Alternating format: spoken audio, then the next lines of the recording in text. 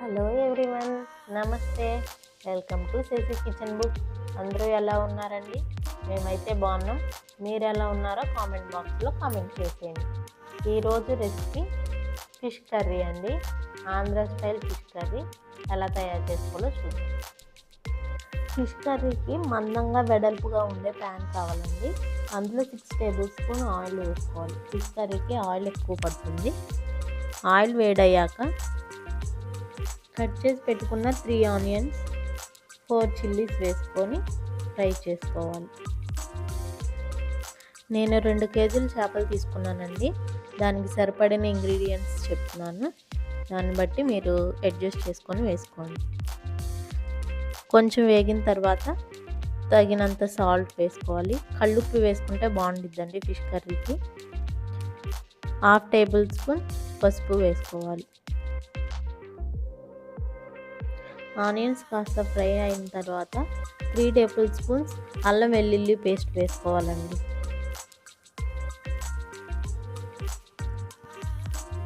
అల్లం వెల్లుల్లి పేస్ట్ వేసి బాగా కలుపుకొని పచ్చివాసన పోయేంత వరకు ఫ్రై చేసుకోవాలి.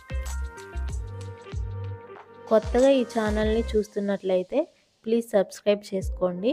పక్కనే ఉన్న బెల్ ఐకాన్ని ప్రెస్ చేయండి. ఆల్ అనే నోటిఫికేషన్ని క్లిక్ చేసినట్లయితే నేను చేసిన ప్రతి వీడియో నోటిఫికేషన్ రూపంలో వస్తుంది.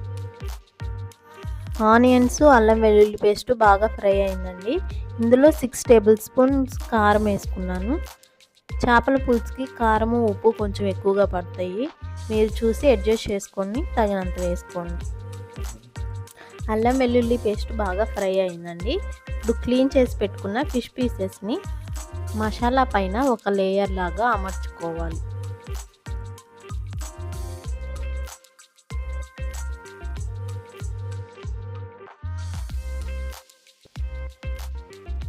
ఇలా మొత్తం పరుచుకొని ఒక 5 మినిట్స్ ఫ్రై చేసుకోవాలండి. తర్వాత మరొక పక్కకి టర్న్ చేసుకోవాలి. రెండో పక్క కూడా ఒక 5 మినిట్స్ ఫ్రై చేసుకున్న తర్వాత చిక్కగా చేసి పెట్టుకున్న చింతపండు గుజ్జును ఫిష్ ముక్కలు మునిగేంత వరకు పోసుకోవాలి. చింతపండు పులుసు చేప ముక్కలకి అన్నీ పట్టే విధంగా ఒకసారి కదుపుకోవాలి. ఈ గరిటె పెట్టకూడదండి, చేపలు ముక్కలు విరిగిపోతాయి.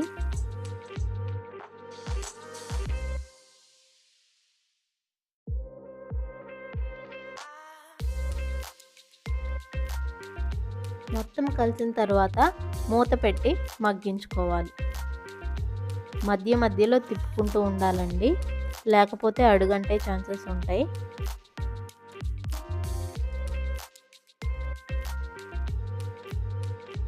చేపల కూరని లో ఫ్లేమ్లో పెట్టి ఉడికించుకోవాలండి. అప్పుడు పులుసు లోపల వరకు వెళ్ళి ముక్క టేస్ట్గా ఉంటుంది. అంతే అండి, దగ్గర పడిపోయింది. ఇందులో గరం మసాలా వేసుకొని ఒకసారి కలుపుకోవాలి. చేపల కూర ఉడికింది అని తెలియడానికి చేపల కూరలో నుంచి ఆయిల్ పైకి వస్తే చేపల కూర ఉడికినట్లేనండి. ఇప్పుడు ఇందులో కొత్తిమీర వేసుకోవాలి. కొత్తిమీర వేసుకొని ఒక 5 మినిట్స్ మగ్గించుకొని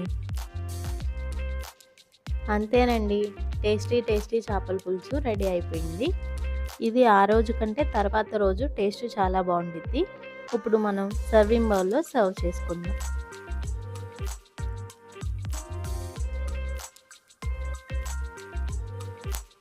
ఈ వీడియో నచ్చినట్లయితే లైక్ చేయండి, షేర్ చేయండి, సబ్స్క్రైబ్ చేసుకోండి. Thank you for watching.